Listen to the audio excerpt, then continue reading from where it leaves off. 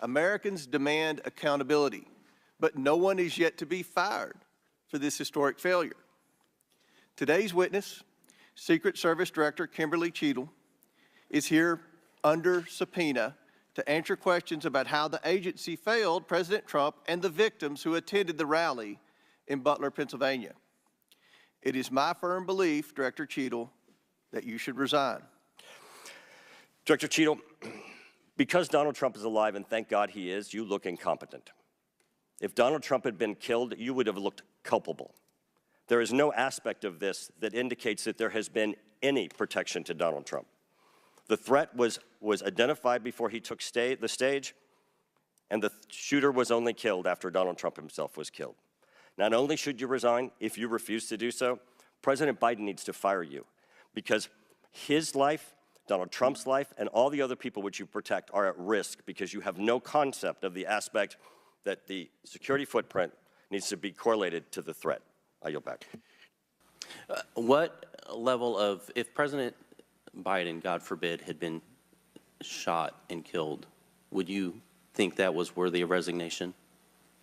I would do the same thing that I'm doing here, where I would want to make sure that we are conducting an investigation, that there is continuity in that investigation, and that we could find the answers to what happened. You do not think the assassination of somebody under your details is worthy of resignation? I think that this event was tragic and deserves answers. The thing that you've said so far is that you want to make sure that this never happens again. The thing is, everyone in America knows that's not the job description that you're tasked with. The job description you're tasked with is to make sure it never happens, period. Cheatle, would you agree that this is the most serious security lapse since President Reagan was shot in 1981 of the Secret Service? Yes, sir, I would. And, do you know what Stuart Knight did when he was in charge at the time of the Secret Service? Do you know what he did afterwards? He remained on duty. He resigned. He resigned. And Stuart Knight was not a Democratic appointee or a Republican appointee. Look, I'm not questioning your judgment. I just don't think this is partisan. If you have an assassination attempt on a president, a former president, or a candidate, you need to resign. That's what Stuart Knight did. He was a Republican appointee, and he took responsibility. And I think you need to reflect. This is not a question of you. It's a question of the American people. You cannot go leading a Secret Service agency when there is an assassination attempt on a presidential candidate. I would say that about anyone. Is to ensure I the safety and understand what the security. goal is. The failure to secure that building not only put the former president's life in danger, it put the lives of individuals in the crowd in danger as well. I mean, the Reagan shooting, there were other people shot at that time as well. And the Secret Service members' lives were in danger. So I don't understand how you can continue to stay in the position you're in when this was a failure of historic magnitude. 43 years without anything like this happening. And you failed, in this case, in a spectacular way. Mr. Chairman, I yield back. Get this. People just assume that whoever is in charge takes full responsibility when there's never been, at least on this magnitude and scale, this sort of failure. So when members ask you, are you going to resign, and you say you have no intention to, they are perplexed, like many people who watch what's going on. Of course not. But here you got a guy scampering up the side of a building on top of a roof. It's identified to you, and you said you sent a team there, and you can't answer that. And this gets to one of my finer points, Mr. Chairman, if I can make it, and that is, we can have these kind of interview sessions, 5 minutes, everybody gets a kiss at the pig, 5 minutes, and she gets to stonewall us, not deliver answers. So we say, okay, we're going to put together a congressional committee, a blue ribbon committee. Same crap will happen. I am calling, and I'll support that, but I will tell you this, I am calling on the Speaker to give us and put together a truly independent commission of qualified former Secret Service agents presidential and VIP protective services people who can actually conduct this kind of investigation and give us real answers, because I don't think you're going to give us those answers. You should have come today ready to give us answers. I call upon you to resign today. Today. So, Director Cheatle, I have a series of questions, very specific questions. I want very specific answers. Most of my questions are going to demand a yes or no answer. Do you understand? I do. Okay, my first question. Both sides of the aisle today have asked for your resignation. Would you like to use my 5 minutes to draft your resignation letter, yes or no? No, thank you. Is the Secret Service fully cooperating with our committee? Yes.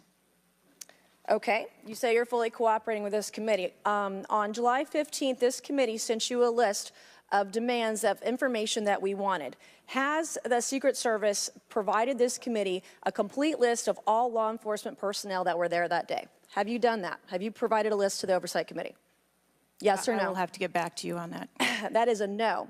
Have you provided all audio and video recordings in your possession to this committee, as we asked on July 15th, yes or no? I would have to get back to you. That is a no. You're full of shit today. You're just being completely dishonest. Mr. Chairman, Mr. Chairman, I want to.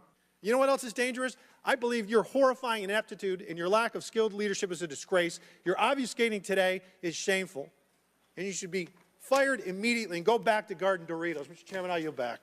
Some of my colleagues have texted me over the last couple days, bipartisan, about whether you should lose your job, and I've been quiet on that question because I wanted to see what you were going to do today. In my opinion, you do need to be fired immediately, and it is because this is gross incompetence. No, there was no overwatch provided.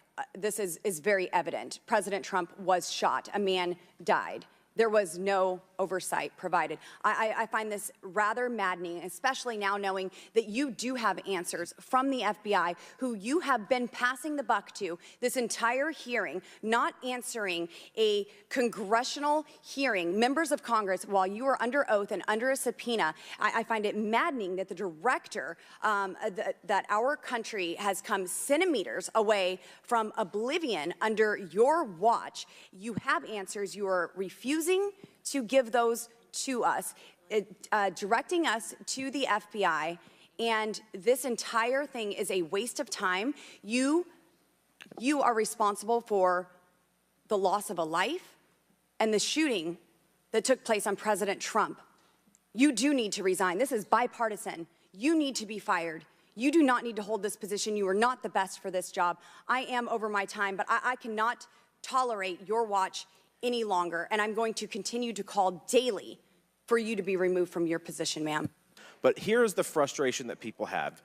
The buck stops with you. You've said that yourself. But the problem in Washington, D.C., it is the only town in America that you can be so bad at your job that you actually get a promotion or don't get fired. You have not been able to answer the number of agents, whether or not requests were denied on additional security, whether or not law enforcement were able to engage before the shooting with the assassin, how he got on the roof, how the rifle got on the roof. You can't tell us how many shots he fired, whether the casings were recovered. You can't tell us anything about his cell phone. You can't tell us whether the rally was supposed to be postponed, given the intelligence that you were receiving. You can't tell us whether the car had a bomb.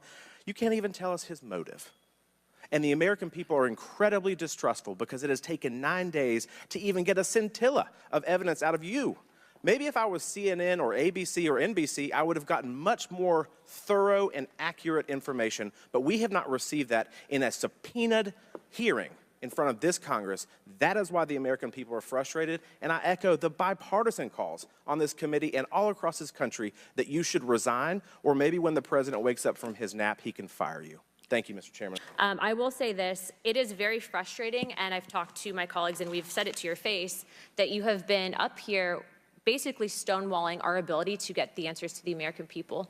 And what I will also say is that every single member of Congress does not feel safe with you in charge. You have heard that, and I think that we are all sitting ducks with you in directing the Secret Service currently. But more importantly, it sends a message to our adversaries that we are not protected, and we are one of the strongest countries in the world, so you have essentially made us a less safe country because of it.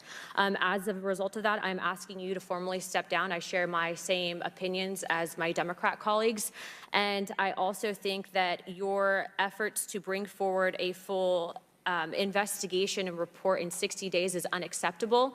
And as a result of that, I'm going to do everything in my legislative toolkit to ensure that that happens sooner rather than later. And I'm sure that you know that we brought a vote on inherent contempt against Garland for essentially blocking a congressional investigation, and I don't think that you should be any different. So I will say that I am just completely disgusted by your performance today, and I understand that you're probably in a position where you're being told not to testify, which is why we had to subpoena you. I think that goes back to Garland. But again, that is part of the flushing that we need to get out of Washington, and I would be happy to assist in that process. Chairman, I yield the rest of my time. You had one job, and that's to protect the future President of the United States, or to protect all of the other protectees. And President Trump is only here today by God's grace, because he had just something in him that made him turn his head just slightly, or we would be in a national period of mourning right now. And you have done nothing here today. I've rewritten these questions like 4 times during your hearing, and you haven't answered a damn one of them.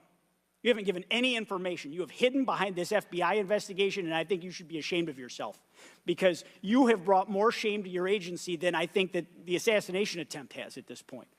This is literally the worst performance I have ever seen in front of a congressional hearing. You have offered no reason for this committee, this body, or the American people to trust you or the Secret Service today. And you should resign. Many people here have called for your resignation. I've introduced a resolution here into this body that hopefully will get a vote this week calling on the president to fire you, ma'am. You have not done your job. You have put 2 black eyes on your agency, and you need to go. Mr. Chairman, I yield back. I hope, as your predecessor, Julie Pearson, with a security incident on the White House and under the Obama administration and Reagan's Secret Service detail lead, I would hope you would have the dignity for the sake of the agents in the service to resign.